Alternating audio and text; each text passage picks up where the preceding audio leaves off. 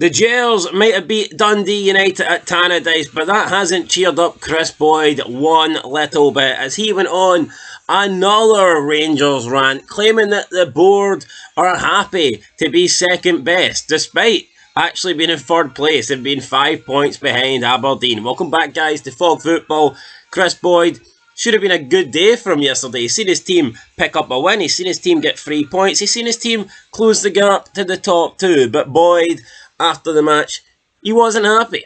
He wasn't really digging the 1-0 win. He wasn't impressed, and he blames the board. He thinks that the board have conditioned Rangers to now be second best, something that he never knew when he was at the club, and the club never knew before him. But Boyd is adamant now, the way the club has set things up, the way the people in charge have set things up, they're quite happy just to be the second best team in Scotland. So after the game, Boyd was asked if he was over his post-Celtic tantrum, and he said yes, but obviously that didn't appear to be the case because he reloaded and he went off again. He said the following on Sky Sports, quote, "John Gilligan will temporarily fulfil the role of chairman for John Bennett. I hope everything is fine. Your health is the most important thing. It must hurt when you put in the amount of money these guys have at the top of the tree for Rangers to grow up as fans and be criticised constantly.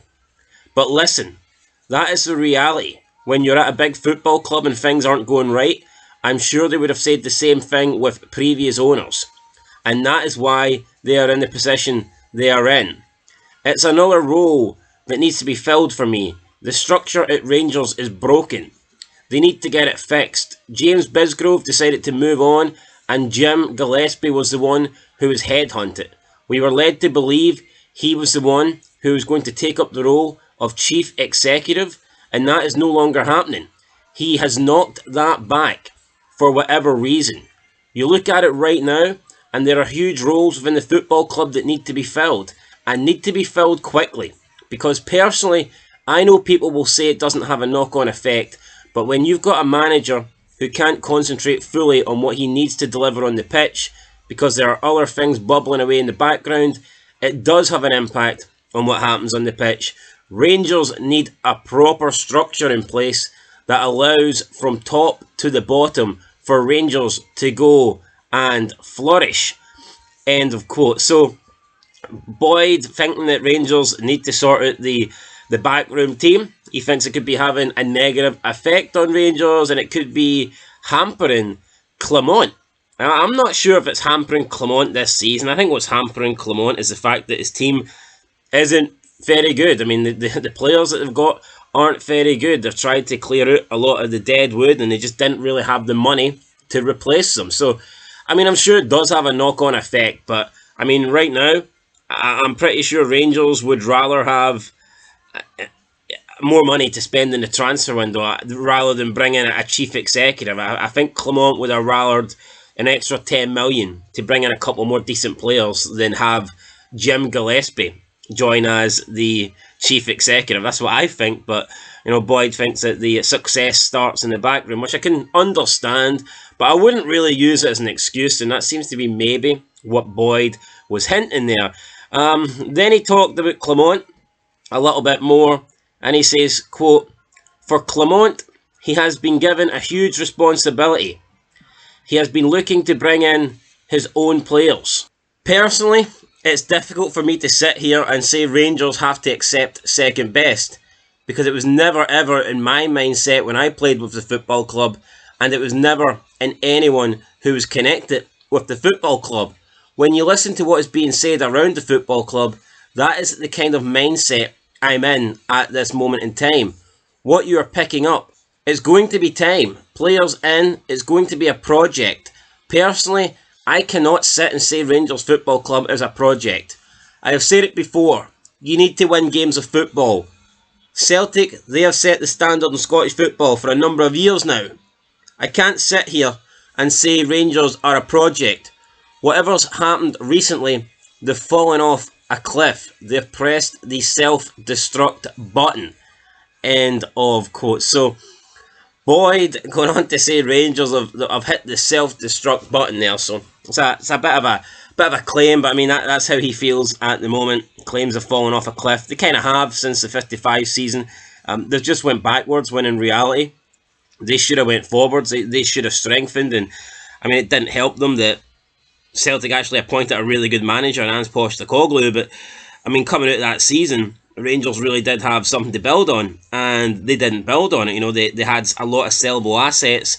They didn't sell them, and what they kind of did was just keep that core group of players, and those players got older, their contracts ran out, their form ran out, and they were sitting on, you know, probably a team that they could have got maybe close to 100 million for at one point when everyone was at their peak, and they ended up getting peanuts for the majority of those players. And yeah, I mean, Rangers have just obviously let that title winning 55 team get away for them. But I mean, I agree with Boyd. I don't think Rangers can be a project. I don't think there's such thing as Rangers, you know, taking a few years to get good. I don't think you have a few years. Now, I mean, maybe some people would argue it might be worth taking a few years off. It might be worth having a few unsuccessful years where you accept that you're not going to be challenging if it means that in the future you can build a team that can challenge. But you take a few years off and you're just letting Celtic get further ahead. You're letting them get further ahead in trophies. You're letting them get further ahead as a team. And the gap's probably going to grow. I mean, I don't think you can afford to just hand Celtic the next 2 or 3 league titles without even putting up a fight and hand them a bunch of cups. I don't think that's the Rangers' motto. So, and I agree with Boyd. You can't keep saying project this, bringing players in, it's going to take time. I mean, they don't have time. Maybe you had time when you won title 55 because you were, well, at least you thought you were ahead, but it's 3 seasons now where you've lost it to Celtic, and the gap's growing.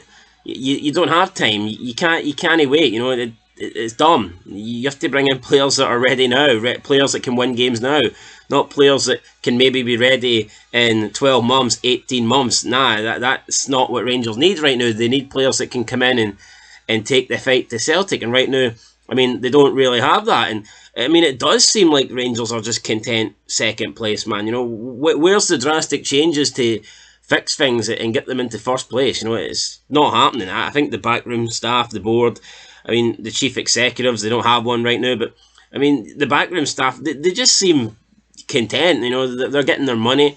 They're running Rangers like a business, a bad business at that. But I mean, I don't think they really care about success. I think they care about lining their pockets at the end of the day. But I mean, it is what it is. I agree with Chris Boyd. It's kind of sad seeing Chris Boyd upset all the time. I mean, he needs a win. He needs something good in his life. Maybe he should have took that hug for Chris Sutton. I don't know. Anyway, guys, that's it for Fog Football here. Catch you in the next one. Boyd believes Rangers have pressed the self-destruct button. They've fallen off a cliff and have accepted being number 2. Must hurt Boyd to say that, but when you look at how things are playing out at the club right now, I mean, he's not really wrong, is he? He's not wrong. Anyway, guys, that's it. Catch you in the next one. Been Fog Football. Thanks for watching, and peace.